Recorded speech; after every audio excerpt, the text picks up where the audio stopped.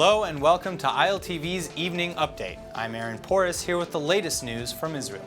According to Israeli's Channel 10 News, Israeli police are carrying out 2 more investigations of Prime Minister Benjamin Netanyahu, known now as Case 3000 and Case 4000. The new cases bring the total number of investigations against the Prime Minister to 4. Case 3000 has to do with Israel's purchase of submarines from German shipmart ThyssenKrupp Marine Systems. Until now, reports about the submarine deals have focused on the role played in the purchase by David Shimron, Netanyahu's relative and personal lawyer. The Channel 10 report gave no immediate details on the second new case, nicknamed Case 4000. Case 1000 centers on hundreds of thousands of shekels worth of gifts that Netanyahu is alleged to have received. The second, Case 2000, involves a supposed secret deal with Yediot Ahronot newspaper publisher Arnon Moses. Netanyahu is reportedly to be questioned for a third time in relation to the ongoing investigations later this week. Footage released by police on Monday appears to show Joint Arab List MK Basel Ghattas receiving a number of contraband cell phones to pass on to a Palestinian prisoner and him delivering them. Ghattas is not subject to a body search as a member of the Knesset. During one visit to Ketziot prison, he met with Walid Daka, a Palestinian prisoner serving a 37-year sentence for the 1984 abduction and murder of 19-year-old IDF soldier. Police showed Ghattas the video in which he's seen meeting with Daka and handing over a package which contains cell phones and then some papers, both wrapped in envelopes. Ghattas insisted that he did not know what was in the envelopes, that he's innocent, and claimed that he was set up. The Knesset member has not been formally charged, though the Attorney General's office announced in early January that an indictment was being drafted. The top Hamas official from the Gaza Strip is currently in Egypt for meetings with Egyptian security officials in a bid to improve ties between the Arab state to the south and the coastal terror group.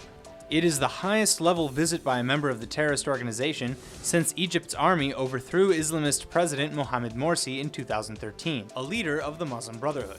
Egypt has largely kept its border with Gaza closed since 2013 and has destroyed hundreds of Palestinian tunnels used to smuggle commercial goods, cash, people, and weapons.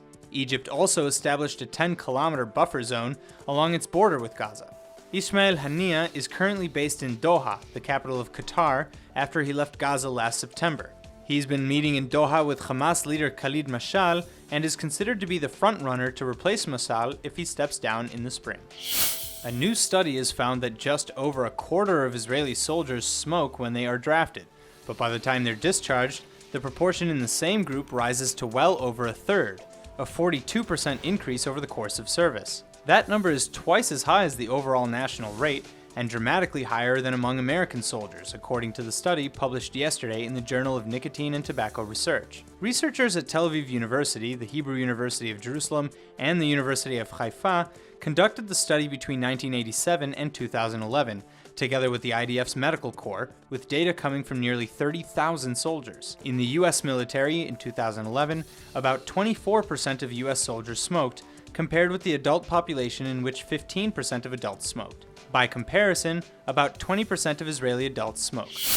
In what could be described as one of the only positives that can be taken away from the tragedy of the Syrian civil war, Syrian refugees by the dozens are crossing into Israel every night under cover of darkness to seek medical aid, and are beginning to see the Jewish state in a new light. Men, women, and children alike are getting treatment by Israeli army medics on location before being transferred inland to Israeli hospitals. The military says that Israel has allowed over 2,600 Syrians to cross the border for medical care. So many are coming so regularly, in fact, that IDF patrols are now on lookout to the usual spots that wounded refugees may cross and quickly pick them up to take them to more secure locations.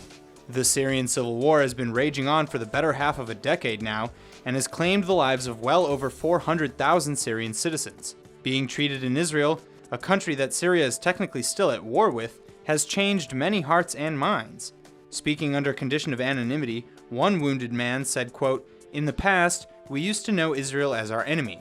That's what the regime used to tell us. When we came to Israel, we've changed our thoughts. There is no enmity between us. In the end, we discovered that our regime is the enemy for us all." End quote. That's all for now. Stay tuned on ILTV.tv for our main daily broadcast playing after this.